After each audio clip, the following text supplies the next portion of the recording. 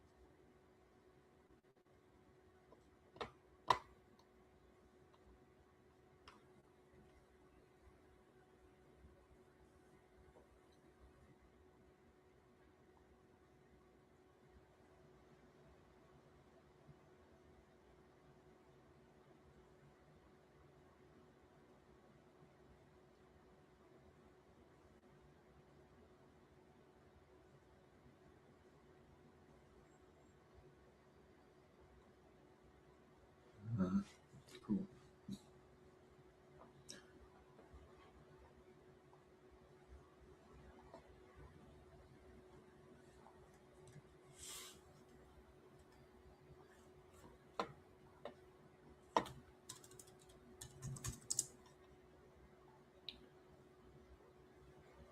All right, cool. Y'all can hear me. Excellent. All right, so SPX, we are right around 6,900 to start the session.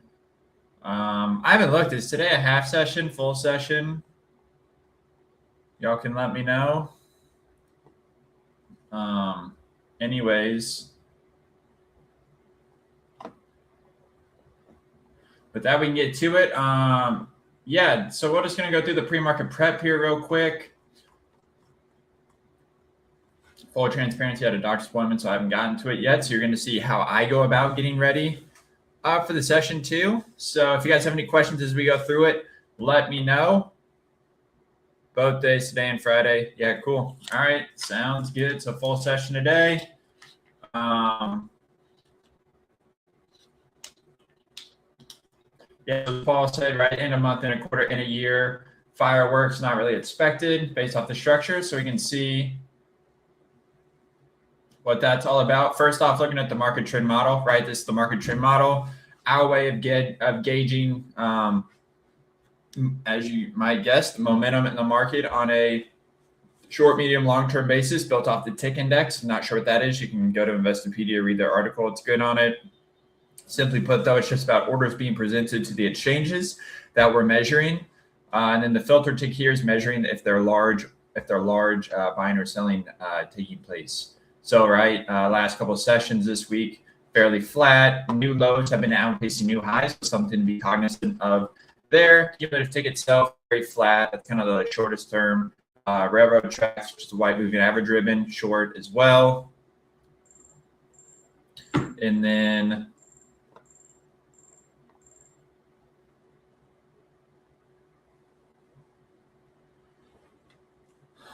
the longer term moving average ribbon is still intact, right? So this could just be a pullback in the context for a longer term uptrend. So just be cognizant of that there. But, net, I mean, choppy right now, really no definitive action one way or another, to be honest here. So not a strong bias, right? In the longer term, bias is higher, but, the short term could definitely get a pullback, and that would still be completely rational, just given where everything is within the model itself. Yeah, but as Paul said here, right, striking distance of moving back into the ribbon. If we do move back into the ribbon, generally not a constructive thing for the bulls there. So just something to be cognizant of. Market's opened right now. Looking at SPXA really quick. We're just looking at the upcoming expiration here. Line in the sand, right, 68.80. It's been a line in the sand for a long time. We're above that at 6,900. So all is fine for now, but that may just be on kind of a longer term swing trading time frame. 68.80, we mark that. Again, SPXA, that's the cruise ship. Ton of speculation there. Longer term capital. That's why we look at it. We bifurcate SPXA, SPXP. Combined together is how you get the SPX. Looking at true zeros, that looks fine, right? Simply put, just a quick filter if you're not familiar with this. Spot price above trending higher metrics, that's good. Delta balance looks fine. Delta balance, right? The options themselves are inherently forward-looking. So that's what this chart does is we're plotting out the positioning out in the next 5 expirations. All those look fine.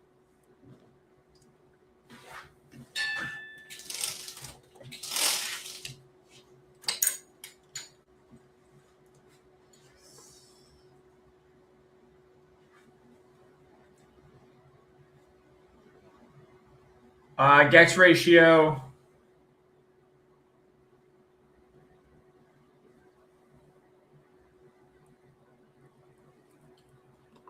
Yeah, thinking about GEX ratio right now is it is trending lower, so not ideal.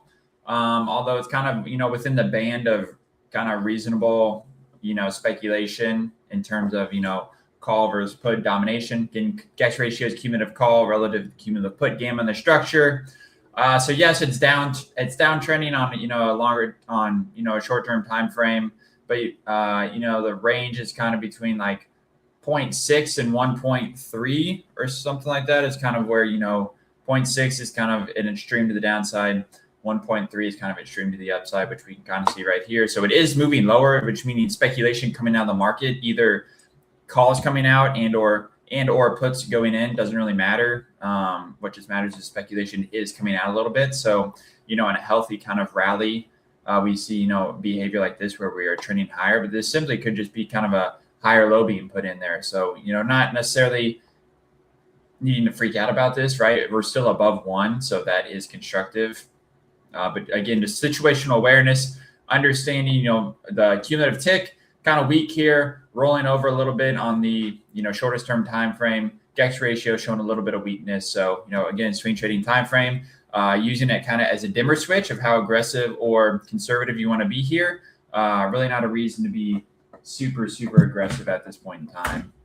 Oh, come on, dude.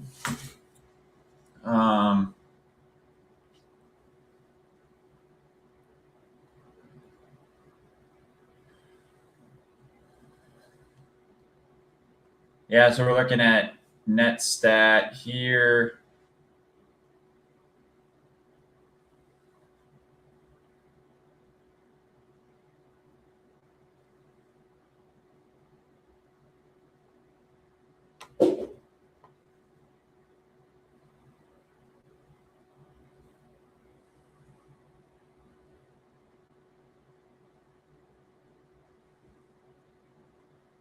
$116.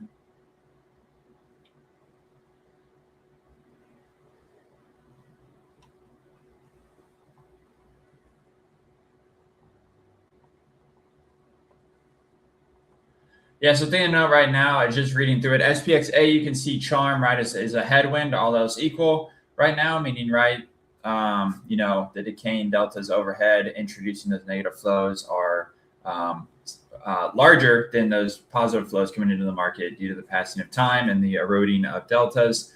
The other thing to note, right, Vanna is technically, there's a chance for Vanna to be stronger here, but as we noted, volatility is already quite low in the market, so really can't be banking on that right now.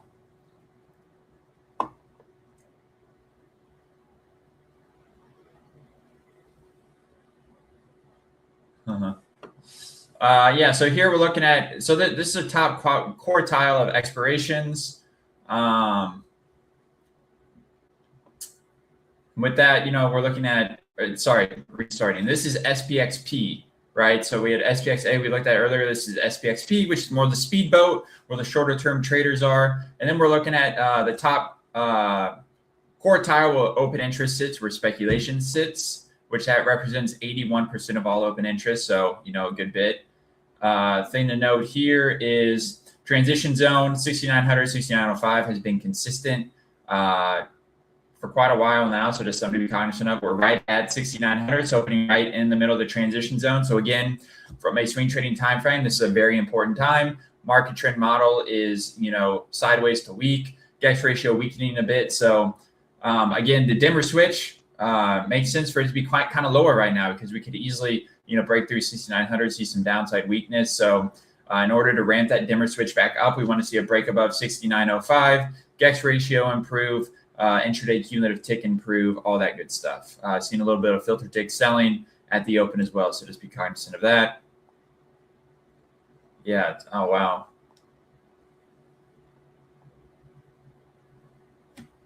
Yeah. So pretty nasty, right, on a intraday time frame, kind of nasty sell off right now. Pretty big, pre-market session below prior day close, cognizant of that as well. We'll get to 0 DT zones here in a second.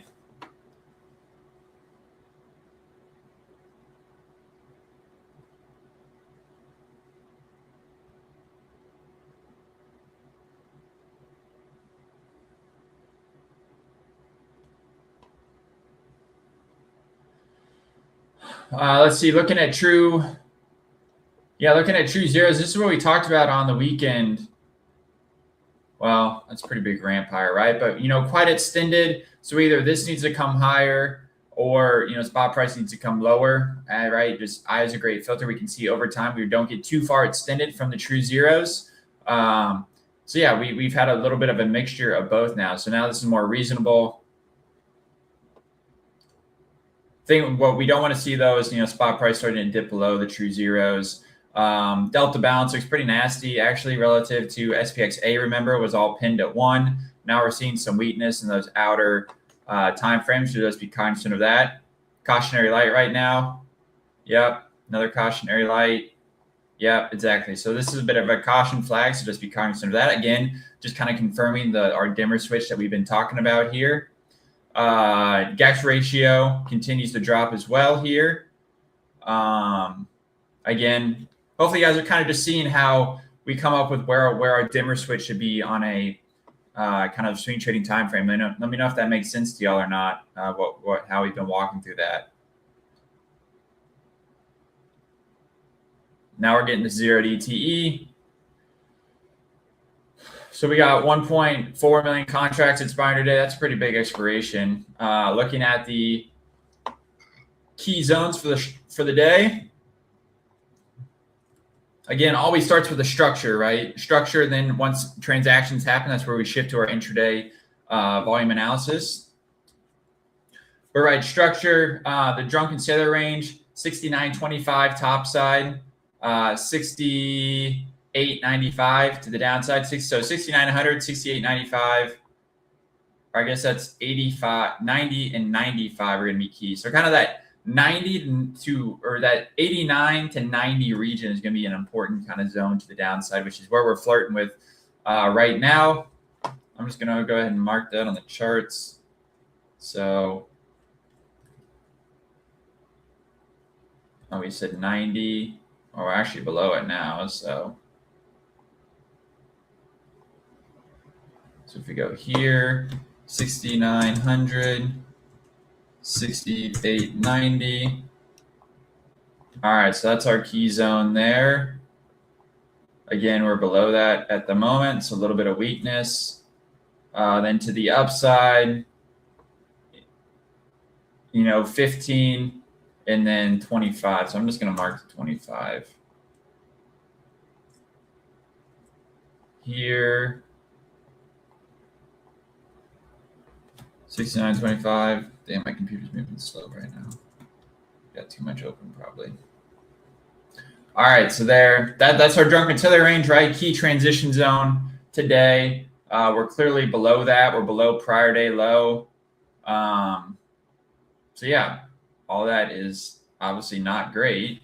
Opening print today was right at the top of we're really right at 6,900. So just be cognizant of that.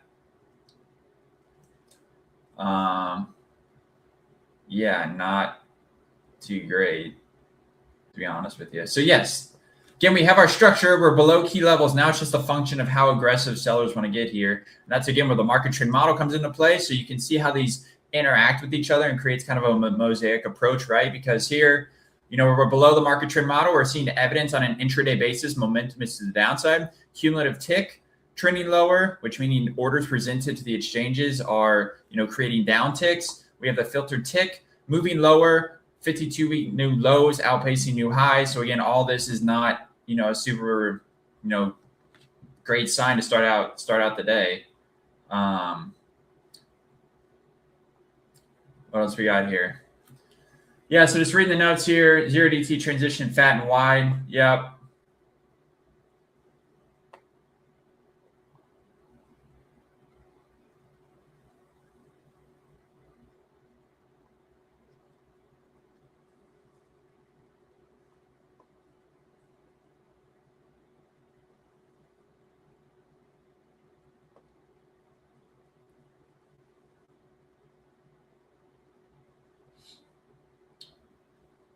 Just going through it real quick.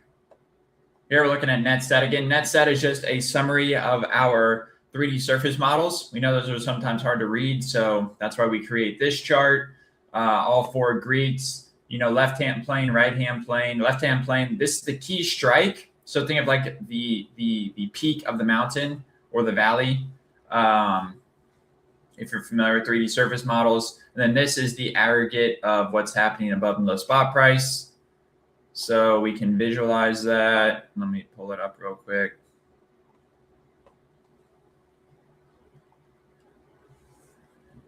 Right, so going back to this, looking at charm, the right-hand plane integral, left-hand plane integral, right-hand plane above spot price. That's going to be a sum of all of this right here. Left-hand plane integral is sum of all of this down there. 68.50 right there. That's how we get that. And then 95, these are the two peaks. So you can understand how that chart interacts. So, right, charm should be supportive right now. That doesn't mean price can't go down. We are seeing via the cumulative tick market trend model that the orders being presented are, resulting in down ticks. So, while charm could be supportive, if the how folks are transacting, that certainly can overwhelm this, right? So just be cognizant of that there.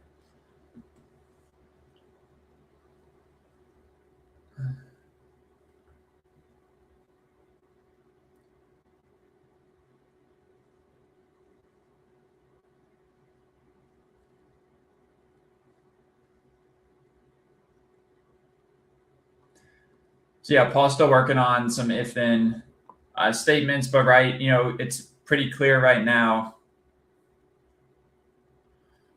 Just looking at the the distribution here, obviously 68.90 is going to be a key level to the downside that we need to maintain. I know I've said that a million times now, but just be cognizant of that. Pre-market low obviously going to be important. Generally is an important level, so be cognizant of that. That's at 68.75. If we lose that level, look to see kind of an acceleration of the selling. Market trend model, all that good stuff. Looking at the market trend model on TradingView as well, which is right here. This is showing early weakness as well. So just something to be cognizant of there. So 35 to the downside is going to be a massive level if we do see a pretty decent sell-off. Obviously, that's a big move from where we are right now, but it's not impossible. So if we do get a good acceleration down there, this would be kind of a key monetization zone, I would think. And there's obviously places along the way where we could get that, just looking at the distribution of speculation. But I don't really want to get into the nuance of that on this. It's not the point. You guys can read through the if-then statements, and you'll get all that stuff there. So let me know if you guys have any questions. If not, we can shift to some single stock stuff. Not seeing much activity in the chat, so not sure if I'm boring you guys or what the deal is, but.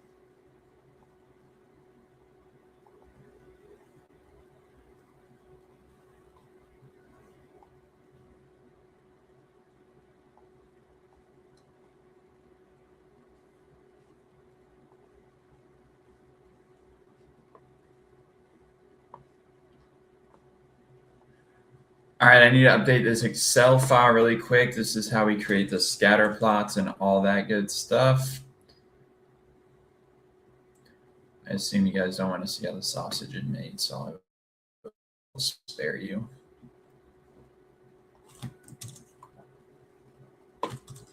Two. That should be fine. So it all starts with the data spreadsheets that we post, right? That just contains all of our key metrics. I've created a database in Excel for all that stuff.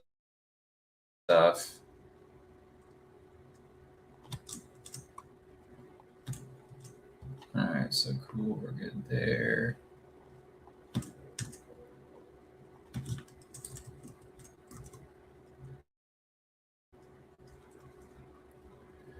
Do-do-do. 12, 31, 25.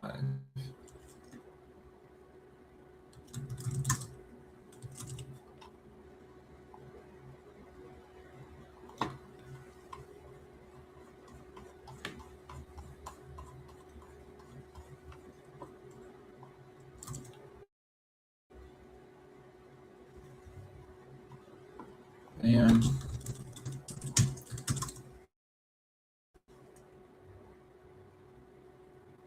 Bam.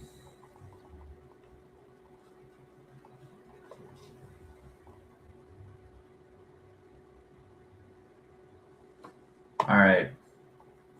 So that's updated pivot tables. So here is going to be the put dominated stocks first. Looking at those. So we're going to update that scatter plot there. Next, we're going to change this to our call dominated stocks. So we'll do yes. Oh, wait, sorry, I messed that up. No wonder that returns so little stocks. We want this to be no. And then we will reapply that. All right, that makes more sense. There. All right, there we go there. So now we can do call. So we have 21 above the 50, just kind of an institutional minimum gauge. So pay attention to that. We want Gex bucket less than 0. So I'm just doing that because, this just removes stocks that don't have a ton of room to plus Gex, which are key upside targets. So not really worth looking at those names. So this is our list for the scatter plot bowl. Bam. There's some residual ones from yesterday that we'll get rid of. All right, cool. So this is the result of what we got here. Yeah, all that looks good. Yeah, so scatter plot bowl. I'm just going to take pictures of this real quick. Yeah, so the stocks we really care about looking at this is probably going to be like in this range, probably right here. This is just the strike zone because, right, the risk to reward is favorable in this zone. I'll get into that in a minute, how I get that. I'm just taking some screenshots real quick so I can post them in the Discord.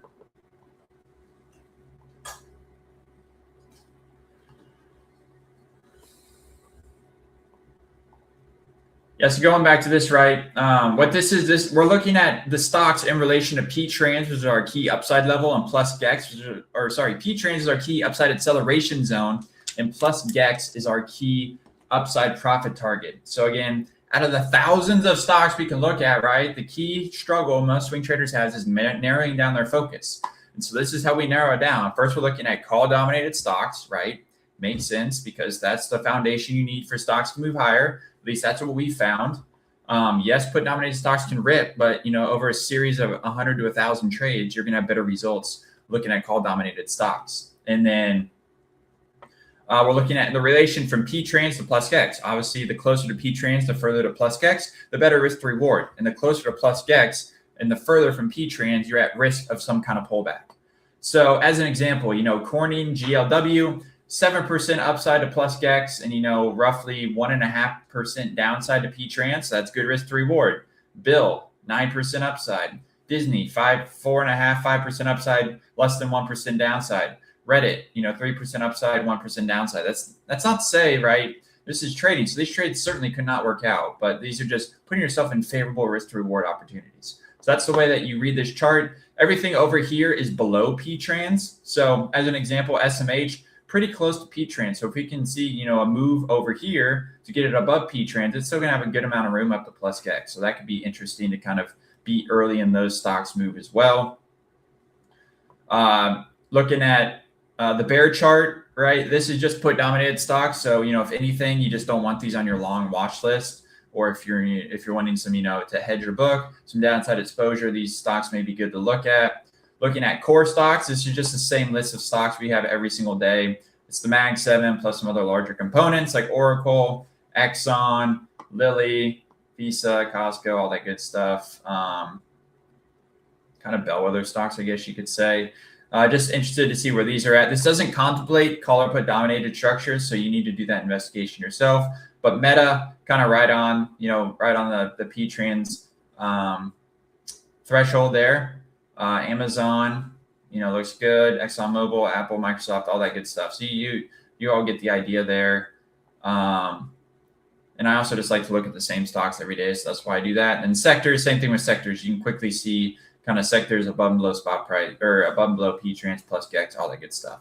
So that is why I do those scatter plots. Kind of a quick way for us to isolate maybe some good tradable opportunities. Does that make sense to everyone that's still with us? And then right in the Discord, I'll post these every day too.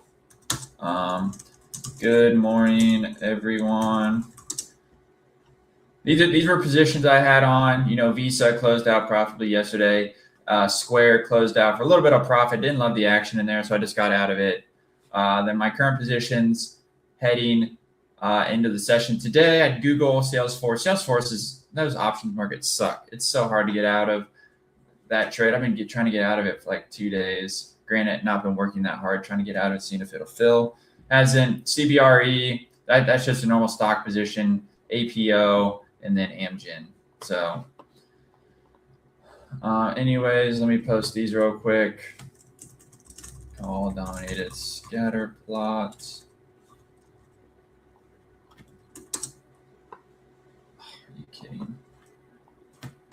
All dominated scatter plots. Let me know if you guys have any questions too. Happy to go over those. But dominated scatter plots.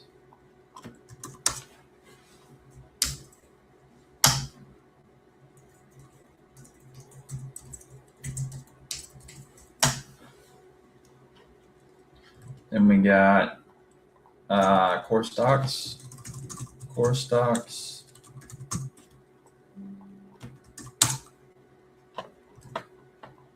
And then we got sector ETFs.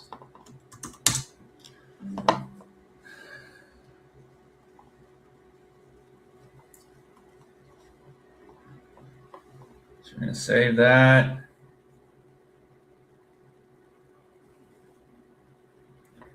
Then I always post this in the Discord as well. So you guys can feel free to take that, use it as a database if you want.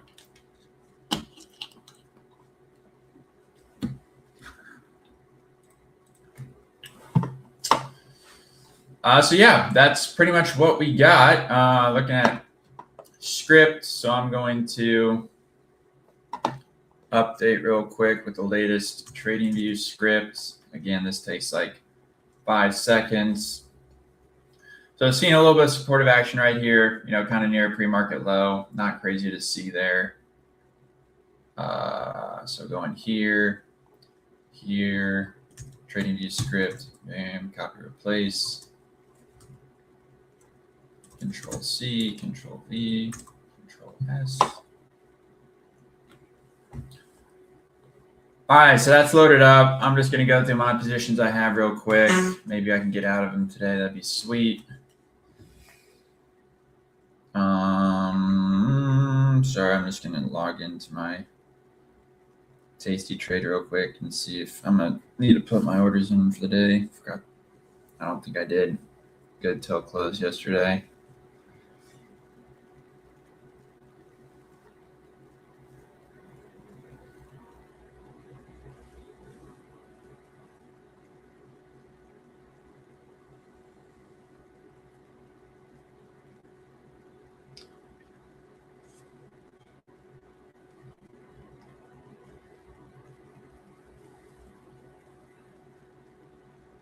Mhm.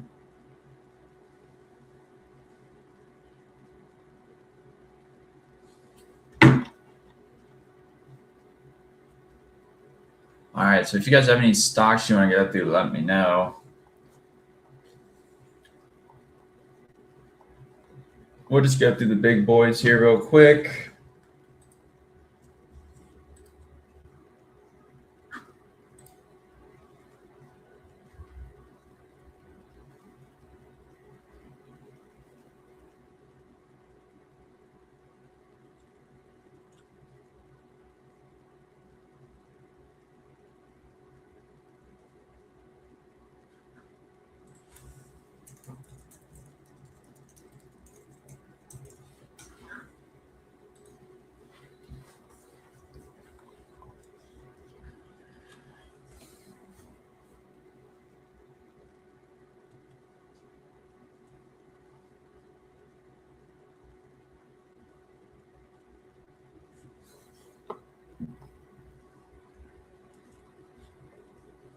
Tesla, I mean, below 0 GEX, kind of been a dog. I mean, but keep in mind, it had a heck of a move, just a pullback right now, not crazy to see. Palantir, nasty. AMD, this one's interesting, right? Consolidating right here above P-Trans. So this is a really interesting name. I'd want to see it take out the highs of today, hold P-Trans, and then potentially, swing it higher. So that's good. That's a name on my watch list right now. Hood looks terrible. Apple. This is another name, right? Nice consolidation right here. See if it can break above, kind of prior day highs, above P-Trans, all that good stuff. Amazon. Another name consolidating nicely.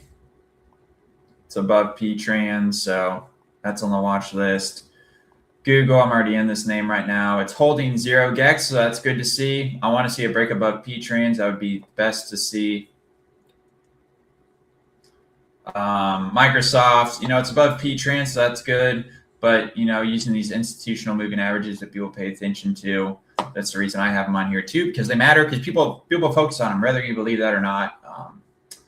Tends to be the case. So just be cognizant of that. So I'm not interested in that name right now. Oracle, not interested.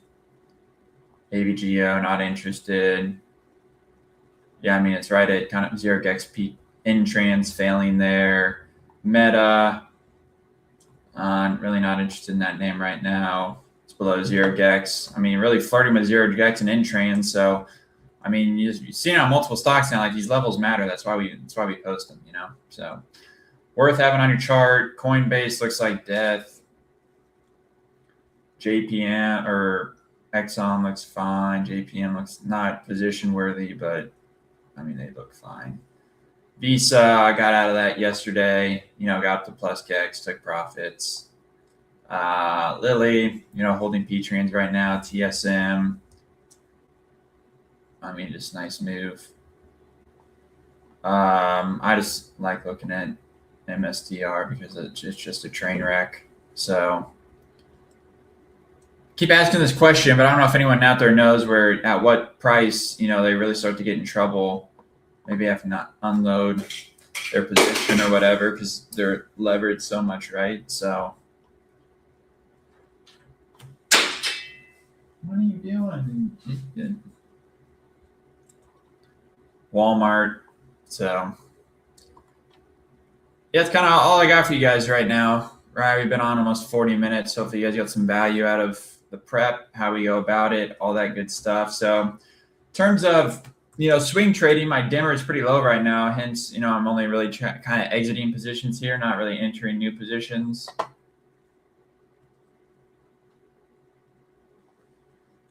So,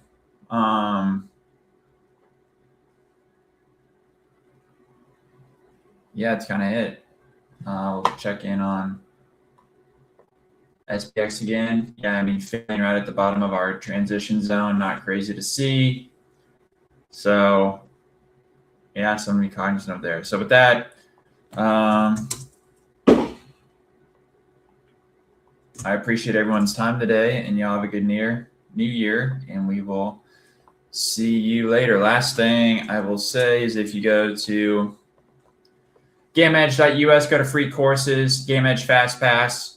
This is our entire education platform we give away for free. So I know I talked about a lot of stuff today. If it's not familiar to you, you have access to everything to, go learn more about it, unlock kind of everything we've been talking about here. It's going to take a little bit of work, right? It's new concepts, but the hundreds of members that we have, well worth your while going through it. So yeah, for free here. Don't care if you do it or not. We give it away to everyone for free. So hopefully you all get some value out of it. Take advantage of it. Ask questions in there. There's a Zoom link where you can schedule time with us for free to go through anything. So